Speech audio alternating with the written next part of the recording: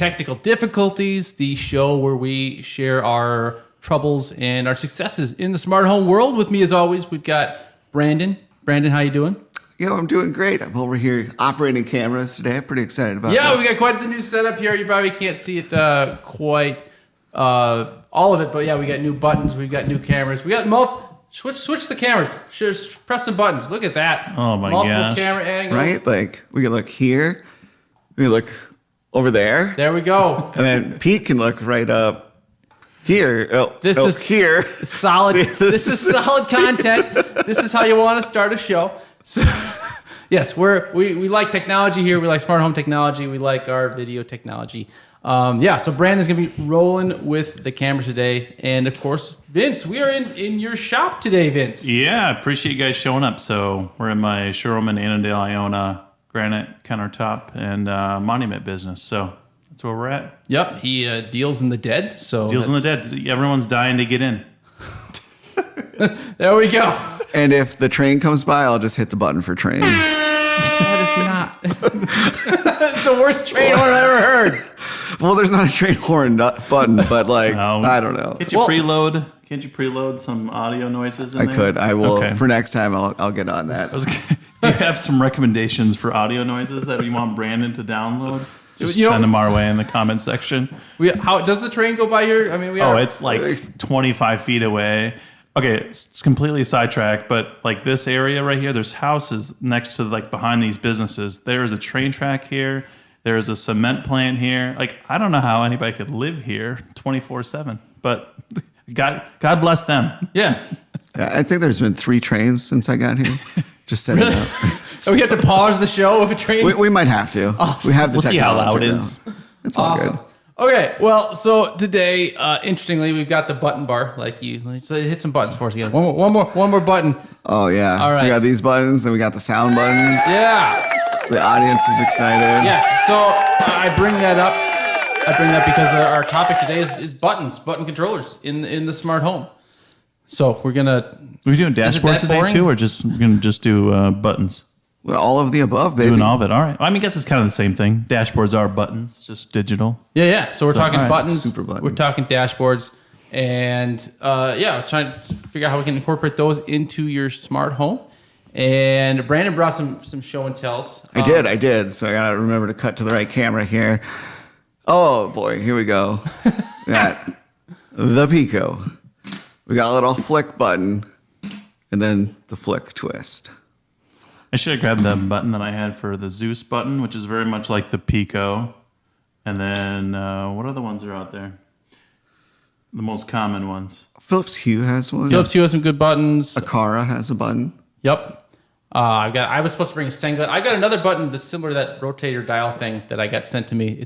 I don't remember the brand. It's an interesting brand. It had some like sexy lady on there. I'm doing a video on it. It'll be funny. But before we just jump into maybe talking about specific buttons, a lot of people don't necessarily think that buttons are automation, right? And I think in many ways having well-placed buttons in your home is better than automations in so many ways. I have gone down the path of trying to automate every light in my house. That has not worked out particularly well. There's just certain rooms and certain areas in the house where I finding a good way to automate it just doesn't make a lot of sense. And having a button control where you can set your light and scenes works so much better. I don't know what you guys think about that.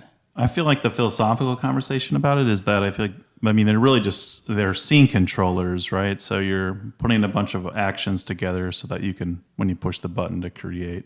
I mean, it is an automation. But Yeah, it is the trigger that starts the process. Right. Yeah, but it's a trigger that you control versus motion, trying to do motion lighting throughout your house. It's just in living areas where people are in and out all the time, and I find it's just hard to get something that works for everything.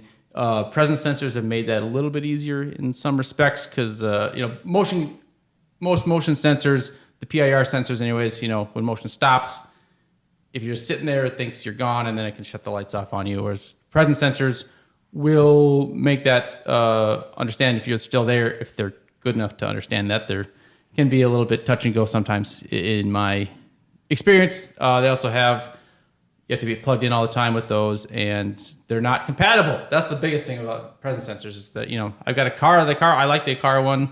I've got a couple of those, and they're nice, but to get them to work with the Habitat or the Homey, you got to go through a bunch of rigmarole to make that work, right? I got to send it through Alexa. I can't just connect it directly to the hub that I want to control. So it's complicated. Yeah, what are you guys using for buttons then, or in what applications?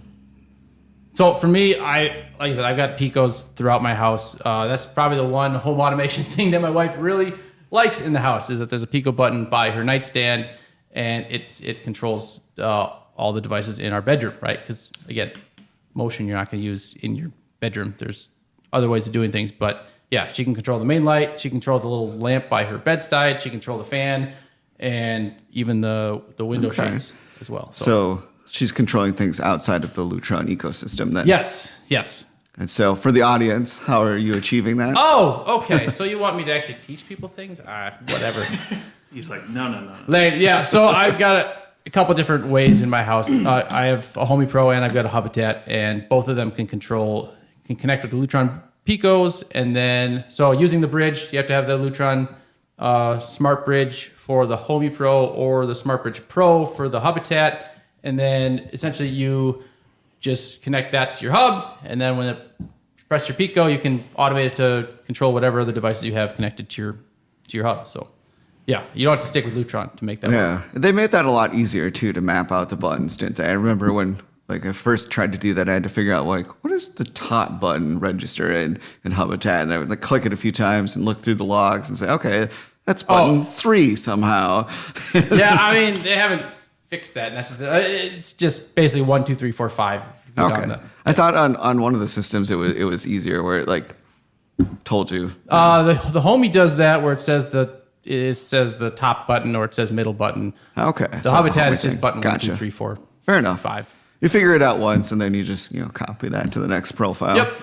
Yeah, but it's pretty easy. So yeah, and we did that as well, just to do Philips Hue lighting, so it connect and control different scenes that way.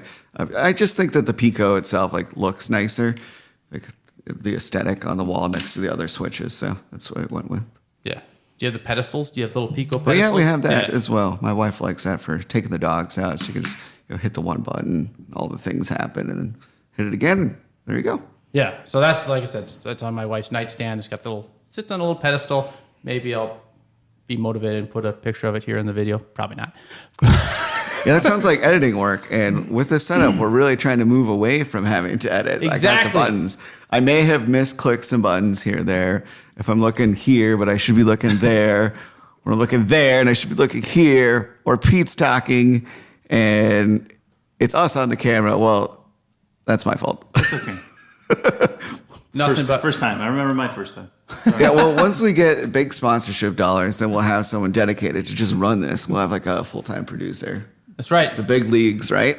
That's right. Yeah, It'll someday. be you. It'll just be you. Or we could just hire my shoved off 10-year-old. to the It'll side. be me, but My I'm just going to be 10-year-old out of the shot. Just get my 10-year-old to do it. Oh, look at our ratings are going up already. Oh, thanks. the truth hurts. The truth hurts. I mean, literally, I am a 13-year-old at home that could just, we just have them that's do that. legit. I mean, it's just the 3 Okay. buttons. You could do it. I agree with you. The buttons, I like having them in the house. I majorly have these flick buttons, but I also have some of the Zooz scene controller buttons, the ones that look like the Picos. Yep. They have 6 different options, six different options up, 6 different options down. And then we just plug them in or put them in right behind the light switch. So they look like a light switch, but they can come off the wall too. Yep. And it's kind of cool. Yeah, they have the magnet that you can pull off the wall. So I like that. Senglen has a button that's similar to that. It's a little bit cheaper. It's not Not as nice. not as nice, but they do have that feature. So And I do have that loaded into. I don't use those Zooz scene controllers inside of Home Assistant. I just use those inside of SmartThings because it's a little more, or it's a little easier to operate when you're doing automations or setting up automations or routines with those. So you have the flick buttons. I love the form factor of those. They're pretty neat. I think those are great for if you have shades or things like that, you can put those right by the shade. Wait, are you activating something at home? Ooh, no. Do you have the hub, the Flick hub? To I make do that have the work? Flick hub because otherwise they're just Bluetooth, and so Right. they don't. You can only operate them when you're home, Yeah. right, with your phone. With your phone there, yeah. So no, I have the hub. It works good. The nice thing about these Flicks hubs or these buttons is you can decide what you want to control it with. Like Flick, I think, is the only native button out there currently that you can use with Amazon to trigger routines. And you do that right through the app, where you say, "Hey, I want to use this button in Amazon," and then you can use it directly with it. They recently added a couple other ones. Homie's in there now with the hub. And then SmartThings, actually, you can use these with SmartThings now, which you used to not be able to do that or create your routines. So they've expanded quite a bit. A lot of people will use these with like their like computers and stuff too. Like you can almost like a Stream Deck or something. You can use them in gaming and stuff like that. I haven't done that, but Got the Stream Deck at home too. I could have brought that. Oh, yeah. It is another button. Really Yeah, just yeah. get overwhelmed over here. Yeah, okay. So I've seen some videos of people who are using the Stream Deck as like a home automation controller. I set a few things up and I just never seem to use it. I just don't. I guess when I'm sitting at my desk, I don't think of it. I that just way. use it in my studio because then I can Yeah. studio lights on, automatically turn the other lights off. It works across like the Elgato stuff. It works with my Philips Hue and then Lutron as well. So it's just really easy. Otherwise, like it'd be a pain to get up and like go turn on all the different lights because there's like one behind me and then two in front of me and all that. And then like when the video is not going, like I don't want those lights on because they're kind of annoying. Yeah. And they're pretty bright. So Yeah. So one thing I do like about the buttons, and some of them do a better job of this than others. The Lutron, I know you can do single press, hold, double tap to do different things, right? If you press the button, you can control it to do one thing. If you hold it down, it'll do another thing. You can have it so you hold it down and release it. It can create different automations. So it's actually, the 5-button Pico is actually 15 buttons in one, which is very cool. The downside of that is that trying to remember what all 15 of those things do can be complicated sometimes, but right. And with the Flick, you're just limited to 3, right? So it's press, double press, and then a hold. So the nice part about these, though, is too, is I have them like underneath like a couple of tables, so you can feel like you can push them like James Bond or something. yeah, I got the Pico mounted like that. Yeah, it's awesome. it's smart. Yeah, I need a I've trap. heard people using it for like security to arm disarm, and only they know where it's at, like my bedside Sure. or something. And even to like turn off automations. It's like, oh hey, like Like something's someone's going to be there. yeah, something's different is going on today. And so that's kind of like a trigger. Like if this is on, then skip doing that. I actually even hook these Flick buttons up to my, through Alexa to do unlock and unlock my cabinet locks. So like I have like a liquor cabinet lock. So instead of like going in my phone and trying to unlock it in the app, I just push this hidden button. Yeah, I mean, when you're going into It'll something activate it, as yeah. often as you are with the liquor cabinet, right? You don't want it to be going through your Exactly. phone You to do be want to be delayed. exactly. Yeah, gotta Hopefully get it's that up quickly. high. Or any of the other ones, like the snack cabinet. Obviously, you don't want to wait for that. Pull your phone out. Yeah, no, for sure, for sure. You lock your snack cabinet.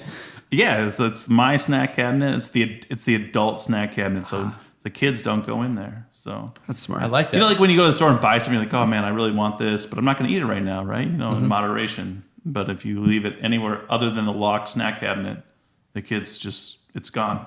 Yeah, see, you need to And have. you find the wrapper up in their bedroom underneath the bed or something. You know what I'm saying? I understand. Here's what I do. I just keep my office ridiculously messy, and then you can just set it anywhere. Okay, honestly, and this is probably I shouldn't be saying this on. My office is sometimes such a disaster. I have literally had like Christmas presents like sitting on my desk, and the person walked in and they're like, "There's no way they know that that's sitting on the desk." It's like it's like camouflage for life, and. Yeah, don't live life the way I do, people. That's not what I'm recommending. I'm just saying occasionally. It's like if you want to prevent people from taking your stuff, just live like a hoarder. Is what you're saying. All yeah. right. You guys have seen my office. It's pretty bad. It's all the projects are just everything's in perpetual state. My sister, though, is actually using that locks box that we had for testing, and that's her new snack. Oh, stash. okay. That's a good idea Yeah, too. yeah. So like, Not for actual. no, live. not for actual postage delivery. Like the mail people just refuse to use it. Yeah. Oh, yeah. It's like when Reed uses his pet food dispenser for candy for his kids. Yeah. You see him with Skittles. He puts in there. Legit. I kind of like New that. creative ways to use stuff. Although I don't like to give my kids that much candy. So The one thing I like about the Locks box when it was out there is like they tend to put the stuff on top of it, and then I don't have to bend all the way over to pick up it's like a the shelf. package. Yeah. It's just the ultimate insult. Just like, I'm gonna set this here. Yep, pretty much. And then they take the picture of it too. Like, Yeah, Get the here's how hands much on. I didn't use your stupid Locks box. It's right on top. It's fine. I'm glad they don't. It's a nice pedestal for my stuff. So I guess it's better than being thrown on the ground by them. They just set it on the. They just throw it at your door. Right. You know. Oh my god, yeah, I'm getting old. See, that's the problem. Like, I don't want to bending over on the problem. I was at a kid's event. We were at a gymnasium. It was a concert for my son. And at the end of the event, they asked people to fold their folding chairs, like to help out the custodians. We were gonna go. Usually, we'd put them on the rack. They're like, "Oh, just fold them and leave them on the ground for them to pick up later." I'm like, "Wait, that's way worse than terrible idea. way worse than You'd not." rather just leave them set up. I know. I sounds like refuse. a tripping hazard. Well, tripping hazard or not, it's like you're gonna have to bend down 500 times to pick up a chair. No, That leave them person up. would look at all the chairs on the floor and be like, "Yeah, I quit and I'm out." Yeah, exactly. It's like turn around and Job leave. security. So Exactly. That's where I need a button. So no, where's the no button? Yeah. Don't do that stupid thing. So like voting.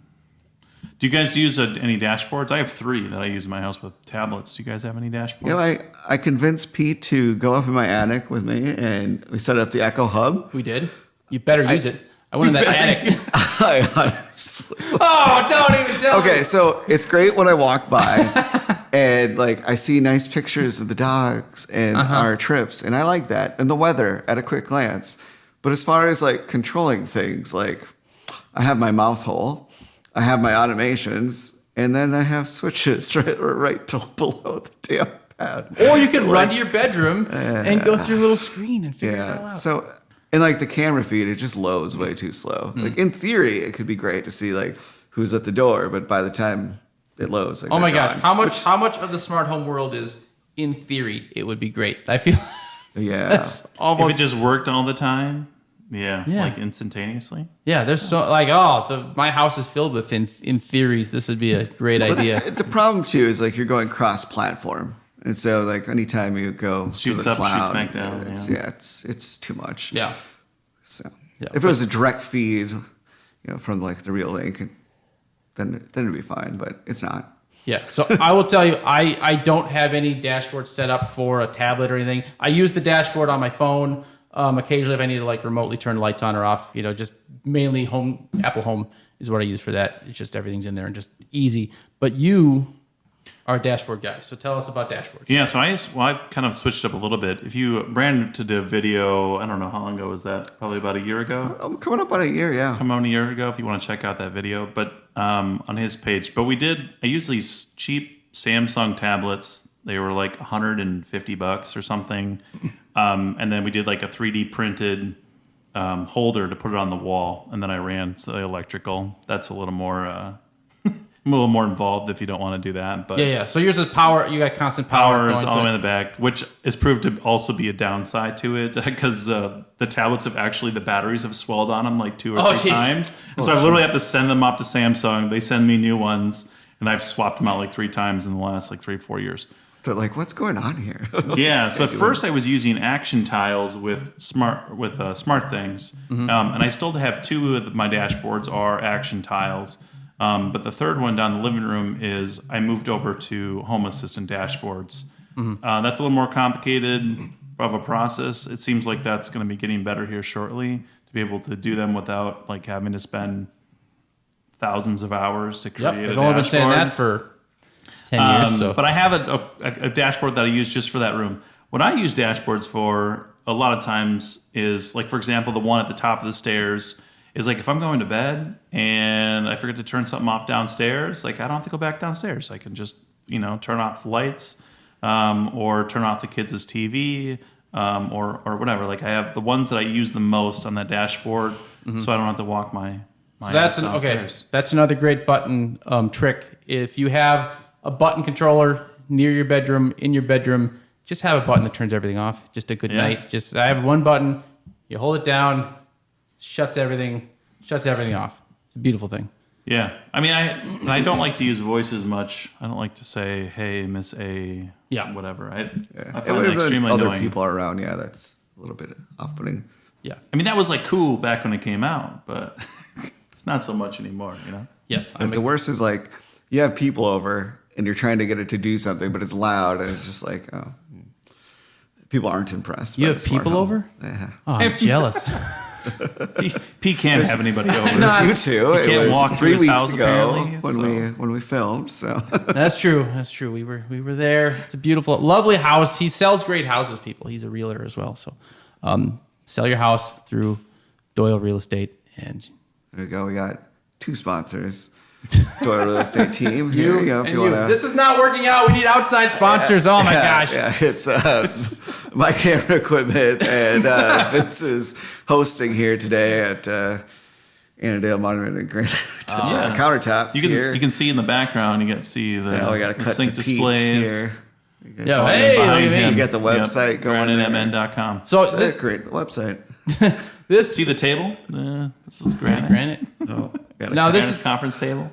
this is your showroom, right? Yeah. So this is automated as well, right? The showroom. I have not automated Oh, my showroom. you There's a ruined this couple. segment. There's a couple of things, but I mean, this is an old building. Like this used to be like a blacksmith shop, like 100 years ago. Are you sure there's not a blacksmith still just kind of Yeah, hiding like this? I know there's ghosts here, like railroad blacksmith ghosts. But like the switches and stuff, when I've taken off the panels, like it was going to be way more work to actually take care, like to do it. So there's only been a couple of things I've switched. I have a Ring security system here, Ring security cameras, Yale locks. inside and outside cameras. I have I got a Yale get the lock. Yale, yep. I just haven't done any of like the lighting and stuff. That would probably make my life easier to shut it off, but. Now, is That's that okay. all one subscription then with Ring, or do you have to have multiple? So technically, it's because it's 2 different addresses. Like they're 2 different accounts. I could potentially put them all under one things, but I wouldn't be able to differentiate between the addresses, which is kind of a pain in the butt. So, but I'm like grandfathered into their like sweet plan. So like it's like $100 a year, and it's Ring Protect Plus, and it's security, like monitoring. It's the like all of my devices are warranty. Oh like yeah, the- you were saying you're constantly yeah, so sending I those have things like in. the Yeah. plan that I bought. I don't even know how long ago, but I've had it for a while. Yeah, get in early sometimes. It's legit. It's like if this then that, you know. They did this when they started it used to be free, like Yep. all of it, and then they started charging a subscription. They did this thing for anybody like for their pro subscription. It was just name your price for per month. And so like they were just looking for people to like, hey, we're going to be adding the subscription. If you want to use a pro, Yep. we're going to allow for you to stay as pro, but you just have to name the price that you want to pay. See, they kind of guilt you a little bit because you're like, man, Kind of what smart do I? though. Like, I think mine's like $2.99 a month. I'm like, you know what, $2.99. All right, fine, I'll do that. probably helps them gauge like where the market should be too. That's probably true as well. And there's So they probably know. people that way overpay. I mean, I know a lot of people were super upset about them taking a free service, and then Do you still use it for anything? I do. So with my Samsung TVs and Govee lights, so my Govee TV lights will turn on through If This Then That with when the TV turns on. So I don't use an outlet. I'm just using the software to do that. Yeah. What else is there? I have it so if automation, if my doorbell gets pushed at my house, it'll flash lights in the kitchen and in my bedroom with Philips Hue. I just feel like with Home Assistant, you can Yeah. find ways to kind of get around most It's- IFTTT stuff. It's yes, for the most part. That one I keep an eye if this and that because it's pretty reliable. Like I haven't had any issues Sure. with it. So Even those cloud-based. yeah, sometimes. The thing is too, like if a product has a subscription, it's okay because like that way you know they're not going to run ads or like just go bankrupt someday and just stop working. So like I don't mind a small fee just keep things going. There's nothing worse than the ads that are showing up on my Echo devices. Yeah, I agree with that. Same with you do tablets. There's no ads there either, so which is sweet. I still get ads in Spotify and Pandora in my. You got to buy the subscription. I got to get the subscription. Really ruins the mood, It's true. It's like trying to jam out, and then all of a sudden you're getting a commercial for Blue Chews. Or What if you want to jam out to the commercials, man?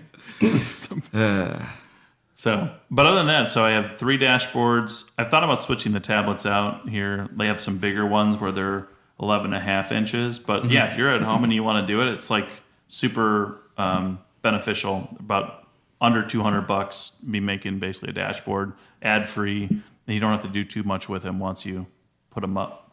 Once they're good to go and connected to the service. Action Tiles is really nice. It's a little more limited. I have it. You can where I've had use Action Tiles. I can basically display a weather Doppler right on my local area on them as well as weather and other stuff. So there's a way to tie online media directly into the dashboard. So it works pretty cool too. Yeah. See, my thing with the dashboards, I anything you get a dashboard you can get on your phone, and I'm much more likely to stay sitting on my couch and do it on my phone than get up and use a dashboard that's mounted to the wall. So right, I just don't. I mean, I use it for specific things where I'm going to bed. But I feel like you're going through your phone.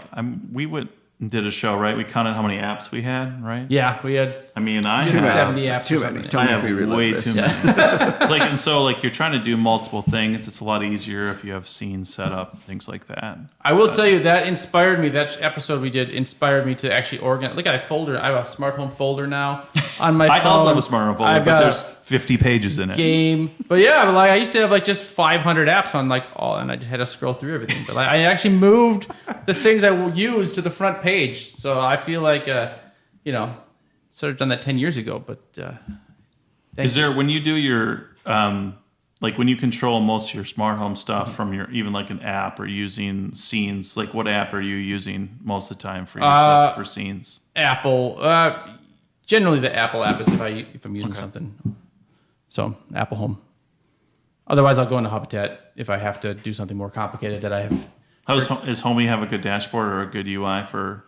Yeah, Homey's on fine. phone? I still have it's probably still, as far as the stuff in my home, 70%. It's probably 60 or 70% Habitat, 30%, 40% on Homey. So, and I'll be okay, I feel the Homey stuff, I don't ever need to interact with. The stuff I set up in Homey, I just never have to interact with for some reason. Right. So it's just more automations in Homey versus they're just automatically happening. Yeah. That's why I feel like it is with Home Assistant for me. I usually just use Home Assistant not really to interact with. It's just something that's in the background that's running automations. And the nice thing, so I told you I had a button set up to turn everything off. It's a Lutron, and you can connect the Lutron similar to you can with Wi-Fi devices or Matter devices.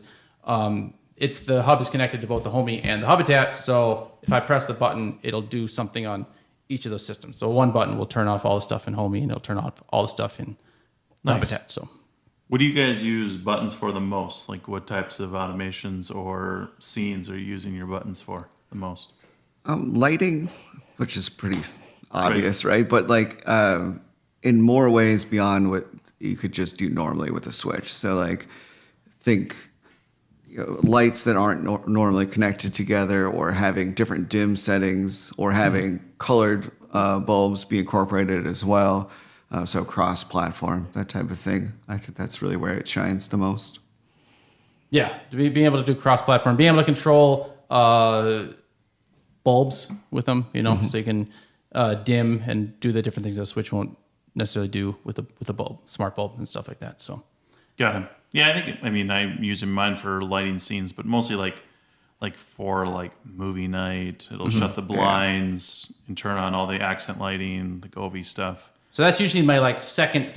Like I said, the Pico has the touch, the press, the double tap. Usually the double taps are some sort of scene, right? So the single buttons turn things on and off, dim and all that. But if you double tap, you'll get your different scenes in the living room, the kitchen, and whatnot. So. Got it. And I have those Zooz scene controllers, so it's got 5 buttons on it. and I use those for in my living room, like turn off, like scenes for turning off and on the fireplace. And then I have like the Philips Hue sync box, which is kind of very cumbersome to kind of like turn on and like get going. And so I have buttons that I use for that to turn that off or on. So some of those scenes. Nice. I like it. For me, like, I think there's just so much that you can do with buttons and DIY dashboards that, like, you're on the level of like a Crestron or Control 4, which would cost you, 1,000 times as much. Just to even get in the ecosystem, you're probably at like $20,000, to get a few rooms set up. And just using even as simple as like you said, a tablet, or for me, the Echo Hub, it really ties those things together. So I think that's a really good use case. Yeah. So let me ask you, as far as your dashboard that you set up, you said Action Tiles. That's pretty easy, right? That's an app that basically it's just a web based. Yeah. UI. But the one you did in Home Assistant, and maybe you can send me a graphic of it that we can put on the screen that I will not do. Forget to do. Brandon, Not do. Forget to do. Yes. But By the way, forget. I did. Okay, for the last video, I did put graphics on it, and I uploaded the one that didn't have graphics. Do you like that? How's that for a genius move? I was wondering about that. I was like, I thought he said he I added did. the graphics. I did, and then I'm watching the show live. I'm like, oh my gosh, So you're going to pull it down and then re-upload it. Got it. No, I'm not gonna, because it's already there. It's like we were like, Nobody will know. We had good interaction on that one. we did. That was fun. Thank you for watching on our podcast. Just got to remember to upload earlier. The right one. Yeah. That Okay. way. I was on vacation, people, and I didn't realize it'd take 2 hours to upload it. Whatever. Anyways, we And got when it it on gets there. fiber. We got fiber out here? It's coming. I got a letter. Not yet. Yeah, fiber's For coming. you. Yeah. It's coming. I don't know if I'll get it, but it's coming. So it's going to be in our neighborhood that I will I like it. ignore while all my neighbors get faster Wi-Fi. No, I'll get it. Maybe. Stealing his neighbor's Wi-Fi. Oh, I so got to do that. It's probably stealing your neighbor's Wi-Fi is probably with fiber is still probably faster than. Probably is. Yeah, probably. Anyways, we were talking about dashboards. Yeah, we were talking about dashboards. How long did it take you to set up your Home Assistant dashboard? And was the juice worth the squeeze? Yeah, so it's not that hard. Like there's a program on Home Assistant. It's called Hacks. It's like Home Assistant Community Store. Yeah, I tried to fiddle with that. Yeah, and you download that, and then there's programs within the community store. So Broke I my downloaded brain. Mushrooms. I think it's just called Mushrooms, but it's like basically they have like dashboards and things like that. Also inside of Hacks or the community store, there are dashboards that people have already made and made them available for you to go ahead and use. I'm trying to think of a couple of them off the top of my head. There's one that's called like Dwayne's dashboard. And that one's actually really good, but you can download it, but you can't edit it. So it's kind of like a more limited. You kind of have to just go with what he's pulling from your system. But the Mushrooms one's super easy. I mean, the way that it's drag and drop now with the most recent updates in the last 6 months, it's become much, much easier to do. Drag and drop is key, man. I love Habitat finally went to drag and drop with their easy dashboard, and it's way better. So. You play around with the buttons and stuff like that, like how you want to like figure out like what kind of UI you want, because there's lots of different ways to kind of import buttons in or what you're looking for. But like for example, I have like a button on my dashboard that is for my slat wall. I had to upload presets. So not only can it turn it on, but I can also select a preset that I want to use for lighting instead of having to go into the WLED app. So it makes it way easier. And again, I have that right on there, so I can switch it right on the dashboard, which, it's all just about making it faster for you. So you don't have to go into the native apps. Yeah. So in a way, the reason I gravitate towards Apple is it's kind of, they have great design. Like that's what they do, right? So I don't have to. I get a pretty good looking dashboard, if that's what you want to call whatever their app is, without having put in a whole lot of effort into it. And I definitely appreciate that a lot. It's nice to just be able to pull down on your screen on your phone too, and just have everything just right there. Yeah, yeah, and also so half the things, right. I'm not gonna do it right. Oh, hey, Kelly, my wife texted me. Should we? Okay, all right. She's alive. More great content, yes. I should text her back. The answer is yes. Kelly, the answer is yes to your question that you just texted me. You get this a week later. Right. A week? You think I would get this up that fast? Okay, sorry, 2 weeks later.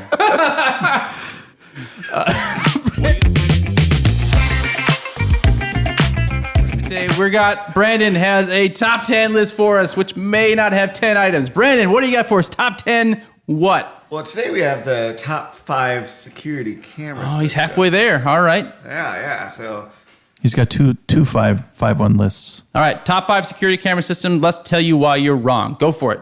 So number 5 on the list is going to be Wise. It's very simple, cheap. I don't think I've ever system. used their security system. Okay. Camera. Okay. Oh, cameras. Sorry, I thought you said my bad. So I would only use this to monitor pets or just like check in on things. The reason being that the recordings are going to be really short and like it's just not. But there's only Plus. so I don't like this thing, but there's only 4 cameras better. Okay, I like Four systems. Four systems. like I we're use going that already. camera for my 3D printer. That's one I got. Yeah. But that's the only Wise camera that I have. All right. So All right. number 4, Nest. I like that it's easy to deploy. You can hardwire or battery. It's got little magnets on them. Works. They're so ugly. Okay. They're ugly. Don't get me wrong. The aesthetic is just way off. Anyways, And you can. Are there attractive cameras? All cameras are ugly. I don't know about that. Great. Records to the cloud. It's got some AI features. It's all right. All right. We're up to all right level. Okay, good. Now, number 3 is going to be Vince's personal favorite, Ring. Clearly, you just need to be grandfathered in with the greatest plan of all time at the low rate and the replacement plan. What is the current subscription plan? Hopefully for they Ring? don't watch this and then change my subscription plan. Like, I don't know. You're a pretty big advocate for them. So number 3, right. Ring. True. What's the current Ring subscription? If you're not, you don't know. No idea. Probably. I'll look it up while he's waiting. $200-$300 a month, There we something go. like that. Is my guess. It's not in my notes here. So, Okay. thing with Ring is limited to 1080p. But if you already have the doorbell, and if you have the security system, and you add more cameras, then it's not so bad. Definitely hardwire though. The battery operated ones they tend to die really quick. Yeah. Miss some footage and stuff. So hardwired ones, whether it's where a light goes or it's actually plugged in, those ones are good. Number 2, I put Eufy. So with Eufy, I like number that 2. they've got records locally, whether to the camera or to their home-based system. No subscription required, so that's a plus. They do have solar cameras as well, so like not 24/7 recording, but like you don't have to worry about recharging it. So a lot of good options there. Can you incorporate you can use automations with the Eufy with other things, or is it just a standalone system? You can pull the camera feeds up on like an Echo Show. I don't know if you can use it as a trigger though. Like somebody needs to get a camera that uses it, that works well as a trigger. I know there's a few out there, but Ring can. yeah, the Ring cameras camera. are. Yep. So Yeah, and maybe there is a way, but I don't know. My number 1, my most. I'm sure favorite- there's a way. all right, this is Always a way. This is the greatest camera system in the world. There we go. All right, what do we got? Real-Link. Real-Link. Specifically, the power He's over biased. Ethernet. Recording locally to an NVR. It's just the best bang for your buck. They do also have good Wi-Fi systems. I like the Track Mix. It follows you around. They've got like Dual cameras. dual cameras, Phantom Zoom, and it does like good tracking where it's like both digital and physical, so it's very smooth. Whereas some of them like it moves and it's like vrr, vrr. See, that's I like or, that. Like, mix. I like that. It scares the bad guys away. They hear And it's that. got a spotlight on it too. So Oh. the Track Mix does. That's So yeah, true. that's my top 5. Okay. If you wanted to go more in depth, I would check out the Hookup or Life Hackster. Those are like the camera guys. I think Yep. he just came out with a video on it.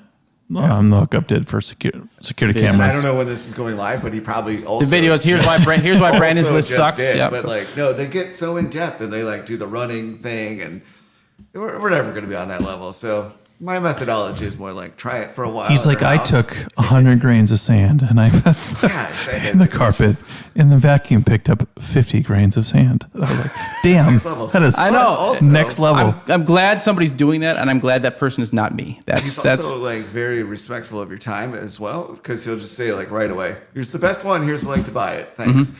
or like go to the end. And here's why. And if you're for the ones that want all that super in-depth nerdy stuff, which I enjoy, he does that, so that's cool. But also, eventually, you just learn to trust him, and you're like, for okay, sure. I don't need to watch all that because I know he did all the work. So, Because he's even said where he's like done like new vacuums, for example, and he'll be like, "Oh, last year's models were better." Yeah, that happened last year with Roborock. Yes. 2009, or I don't remember what the year was. The previous year was better, but I think this year their new version is better than the previous one. It had to do with their camera system. They like removed something in the Like some functionality. Yeah, they said it was for privacy, but then like Always for privacy. object recognition wasn't as good. They removed it because of COVID. Yeah. So what you were saying real quick, so for the subscription plans for Ring, so their pro plan is basically $200 a year or $20 a month. And that's basically what I have for $100. But otherwise, like their plus plan is only $100 a year. But that doesn't include like the monitored 24/7 alarm professional monitoring and then the Protect Plus plan. So what I think is more important is what's not on the list. So that's true. Blink and Arlo.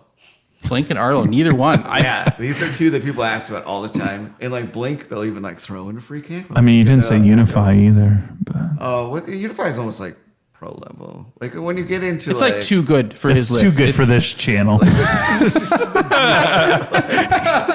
But like, there's gonna be some nerds that's like too good for this. Iris Too good for this audience. Like, yeah, it is sure. But like, this is like off the shelf, top 5, bang for your buck, good system, whether it has a subscription or not. So, but yeah, I don't like Blink. The quality's crap, and I'm not a fan. And then Arlo, like it was good when it first came out.